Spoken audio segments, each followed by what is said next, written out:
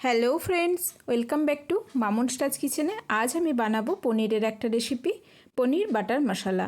এটা একদম restaurant style একটা রেসিপি, একদম সিম্পল রেসিপি। আর এটা বাড়িতে থাকা খুব কম উপকরণ দিয়ে এটা বানাতে পারেন। আর বানানোর পর বুঝতেই পারবেন না এটা আপনারা বাড়িতে বানিয়েছেন। এটা টেস্ট খুব ভালো হয়। এটা আপনারা রুটি, তারপরে নান, পরোটা, রুমালি রুটির সাথে এটা সার্ভ করতে পারেন।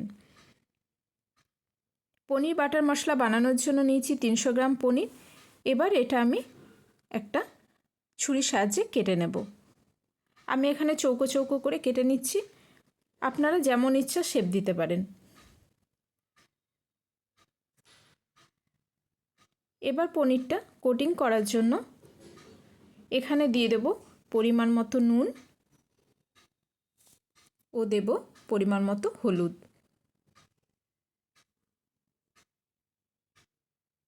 এবার এটা আমি হাত দিয়ে ভালো করে মেখে নেব।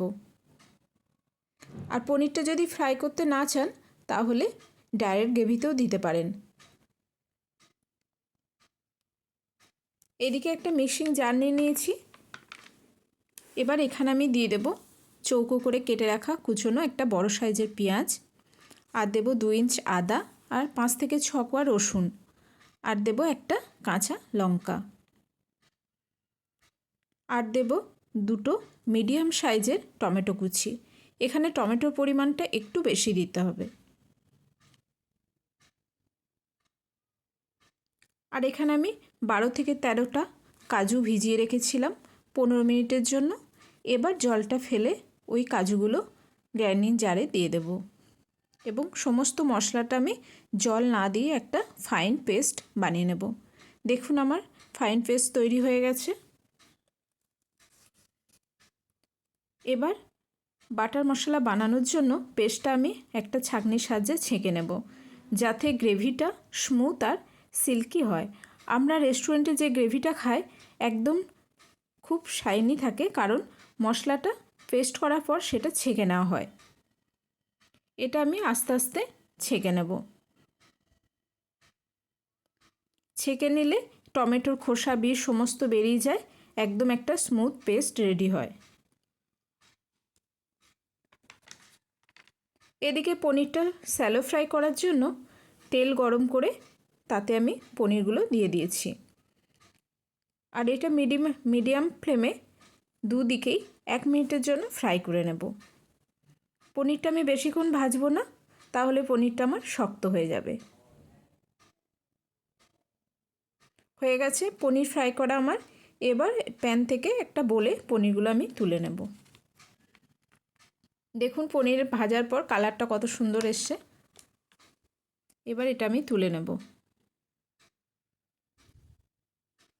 এবার পনির বাটার মশলার গ্রেভি বানানোর জন্য সেম প্যানে দিয়ে দেব আমি বাটার।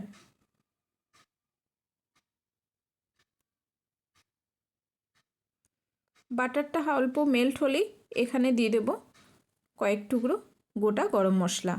এখানে আমি দিয়েছি 2টো এলাচ, দারচিনি আর লবঙ্গ।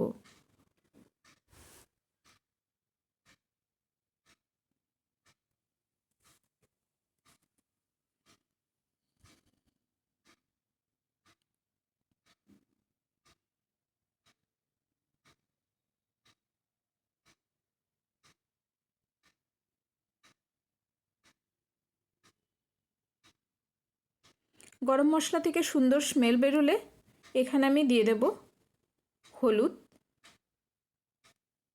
আর দেব কাশ্মীরি লঙ্কার গুঁড়ো, আর দেব জিরে গুঁড়ো। বাটারের উপর লঙ্কা গুঁড়ো, হলুদ গুঁড়ো এগুলো দিলে গ্রেভির কালার খুব সুন্দর আসে। আর এই সময় গ্যাসের ফ্লেমটা একদম লো রাখবেন, নাহলে মশলাগুলো জ্বলে যেতে পারে। সমস্ত মশলা আমি একবার মিশিয়ে নেব।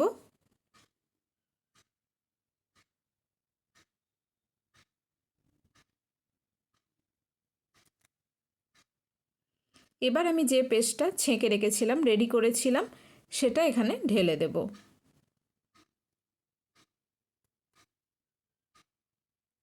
সমস্ত মশলা গ্রেভির সাথে মিশিয়ে নেব, তারপর গ্যাসের ফ্লেমটা আমি মিডিয়ামে করে দেব। এবার মশলাটা ভালো করে কষিয়ে নিতে হবে ধিমে আঁচে। আস্তে আস্তে কিছুক্ষণ ধরে রান্না হতে দেব। 6 থেকে 7 মিনিট সময় ধরে আমি রান্না করব। যতক্ষণ না দেখবেন তেল ছাড়ছে ততক্ষণ আমি এটা রান্না করতে হবে। মশলা আমার রেডি হয়ে গেছে। এখানে দেব পরিমাণ মতো নুন আর দেব পরিমাণ মতো চিনি। এবার এটা চিনি আর নুন মশলার সাথে মিক্সড করে নেব। মিক্সড হয়ে গেছে।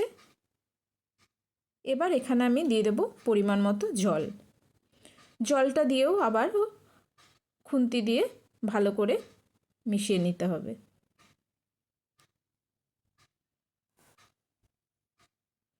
গ্রেভিটা ফুটে উঠে গেলে দিয়ে দেব ভেজে রাখা পনির। পনিরগুলো ভালো করে গ্রেভির সাথে মিশিয়ে দেব।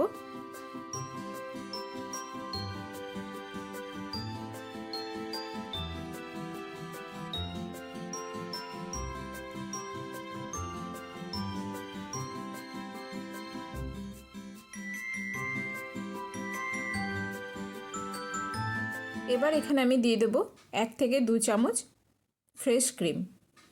ফ্রেশ ক্রিম দিলে রেস্টুরেন্ট স্টাইল খেতে হয়। ক্রিম দেওয়ার পর হালকা হাতে গ্রেভির সাথে মিশিয়ে দিতে হবে।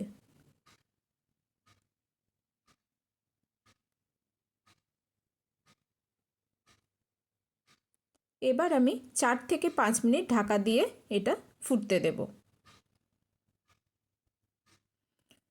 অপর দিকে একটা তাওয়া নিয়ে কসুরি মেথিকে ড্রাই রোস্ট করে নেব। কসুরি মেথি ড্রাই রোস্ট করলে কসুরি মেথির টেস্ট ভালো আসে। 4 থেকে 5 মিনিট হয়ে গেছে আর পনির বাটার মশলা আমার রেডি হয়ে গেছে। একটা সুন্দর ফ্লেভার আসছে আর গ্রেভিটাও একদম স্মুথ এবং সিল্কি দেখাচ্ছে।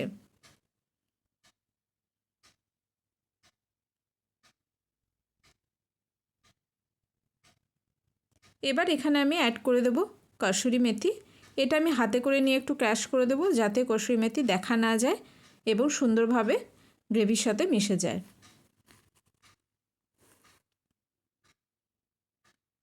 আর দিয়ে দেব হাফ চামচ গরম মশলা গুঁড়ো।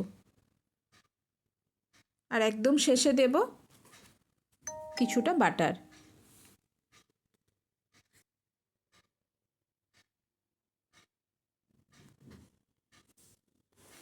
এবার সমস্ত জিনিস আবারও একবার মিশিয়ে নেব।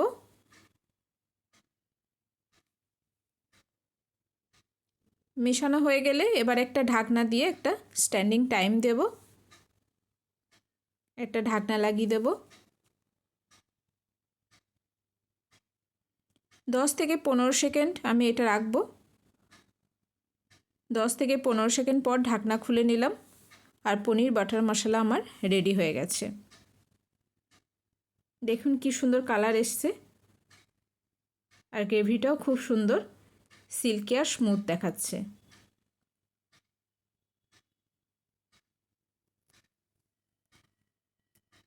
হয়ে গেছে। এবার এটা আমরা সার্ভ করে দেব। এটা একদম ক্রিমি ও হোটেলের মতো দেখাচ্ছে। পনির বাটার মশলা তৈরি হয়েছে। দেখলেন কত সহজেই বানিয়ে নিলাম পনির বাটার মশলা। আমার এই পনির বাটার মশলা রেসিপিটি কেমন লাগলো অবশ্যই জানাবেন। আর যদি ভালো লেগে থাকে তাহলে বাড়িতে একবার ট্রাই করবেন। ভালো লাগলে অবশ্যই চ্যানেলে একটা লাইক, শেয়ার এবং কমেন্ট করতে ভুলবেন না। আর যারা আমার নতুন ভিডিও প্রথম দেখছেন, আমার নতুন বন্ধু, তাদের কাছে একটাই অনুরোধ, চ্যানেলটা সাবস্ক্রাইব করে পাশে থাকা বেল আইকনটা অবশ্যই প্রেস করে দেবেন। আমি যখনই কোনো রেসিপি আপলোড করব নোটিফিকেশন আপনাদের কাছে পৌঁছে যাবে। তাহলে বন্ধুরা নমস্কার, আবারও হাজির হয়ে যাব অন্য কোনো রেসিপি নিয়ে। ভালো থাকবেন, সুস্থ থাকবেন।